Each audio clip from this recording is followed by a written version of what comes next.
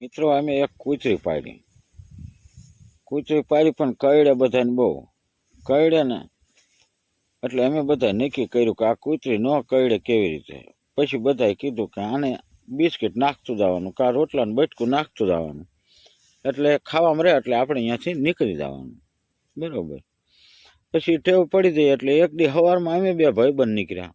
તો અમને એવું હોય ને કે અમારી પાડેલી કૂતરી અમને થોડીક કરડે, કોઈ દી ન કરડે. અમે નીકળ્યા અને કૂતરીએ વાંયથી દોટ મૂકી અને પટ લઈને પગે બટકું ભરી લીધું.